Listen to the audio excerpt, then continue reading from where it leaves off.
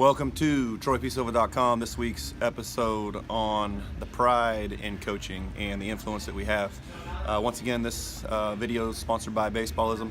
Go check out your gear for 1 week only, actually till March 1st. I don't know when you're going to be watching this video, but type in the code BaseballTruth and get 15% off all purchases. So check that out and check them out as well. So this topic is very close to me as far as something that I have to battle and something that I have to work on personally as a coach, as kind of a mentor, as a public figure, if you want to call it, as far as what I do to be a good example, not just to the parents and the families that I am around, but also the other coaches that I coach against and the people that I come across daily. And it actually gives me good accountability to make sure that I am I guess putting forth a good foot on being a good example in this situation. So the situation that I'm talking about is the pride that we have as coaches and putting too much emphasis on our impact and our influence in the wins and losses. So the wins and losses are important, especially when you're in college and pro ball and stuff like that. Like, your job really depends on you winning or losing, even in high school sometimes.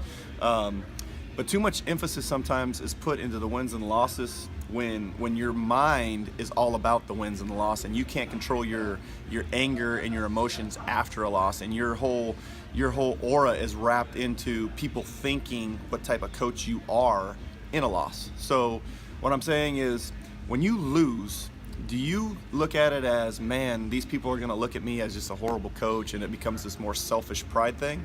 Or do you look at it as, it's just a loss, get over it? I have too many parents and coaches come up to me all the time about, I struggle with this and I struggle with that, and I think one of them is the pride in the wins and the losses. And we have to be aware of a couple things. We have to be aware of who we're coaching, okay? So who we're coaching is a big deal, because if you're coaching an elite team, it's different to put different expectations and standards on what you're trying to do. But if you're coaching a team that's kind of just okay or average or even bad, you have to put forth the real perspective. And the real perspective is, what is your impact in developing these youth as people, and what is your influence as a coach? And that influence isn't wrapped up in your wins and losses. I have to really work on this, because there was a time, probably a decade ago, where I was that guy that in a loss I'd get a little fired up and I'd be a different person after a loss. But now I try to be the same person in a win and a loss. You shouldn't see Troy Silva be really, really happy in a win and really, really angry in a loss. It's probably not going to happen. I've learned to not put so much emphasis, take my pride away in a loss, to basically treat people the same and have the same attitude. I think too many times coaches after a loss, they don't want to talk to nobody, they're angry, they're mad. It's the same thing with treating your players. You know, do you treat your players when they're 4 for 4 differently when they're 0 for 4? You shouldn't. You should still love on them and be there for them, no matter how well they did in that game.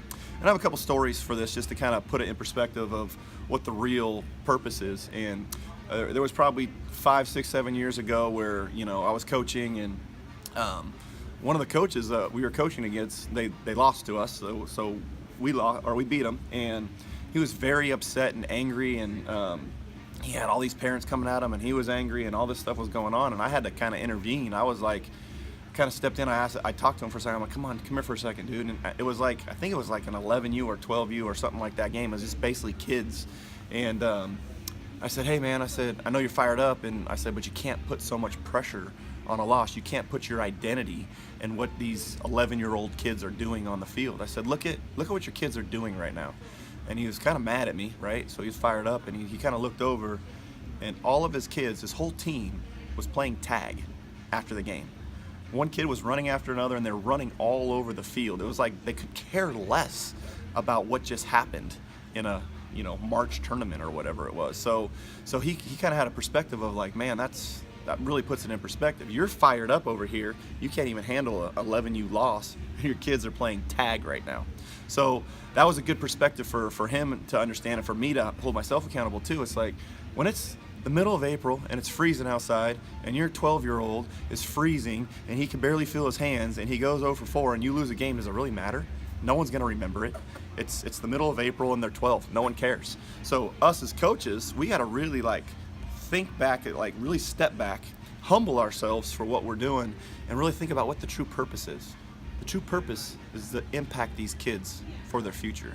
The true purpose and the true influence is, how do I be a good role model in their lives? And quite honestly, that loss really kind of flicks the switch, if you want to call it, with some coaches, and it doesn't allow them to do that. So this is a video to encourage coaches. This is a video to encourage even parents that yes, we need to teach our kids to compete. Yes, we need to teach them to be competitors and to do their best in the battle. Yes, we need to teach them to win. Yes, we need to teach them to want the win. We also got to teach them that it's baseball, and you're not going to win every game. The best teams lose a lot of games. So you got to teach them to get over it, and you also got to teach them not to change their attitudes and not to change who they are over a win or a loss. I mean, I've had some kids in our program that like dwell on it for like weeks, and I'm just like, dude, get over it. It's one little loss. It's not that big of a deal. And I think it stems from the parents and the coaches. So take it for what it's worth. This is to give you my personal experience of what I struggle with and what I have to deal with. I have to check myself. I have to humble myself. I literally have to pray about it and be like, hey, it's not that big of a deal. You know, everyone comes after what we do here, and everyone wants to beat me, obviously. And I'm like, I'm coaching my 11-year-old son, so it doesn't really matter to me whether we win or lose. I just want to hang out with my kid and teach these kids some life skills and some baseball skills. So put it in perspective. Make sure you are teaching them to compete, but also understand that your purpose is not wrapped around some win or some loss midweek in April or any other time for that matter. Teach them to play the game right. Teach them to have some fun doing it and really be a mentor and a role model about what it really looks like to put your pride away and be a good influence. God bless.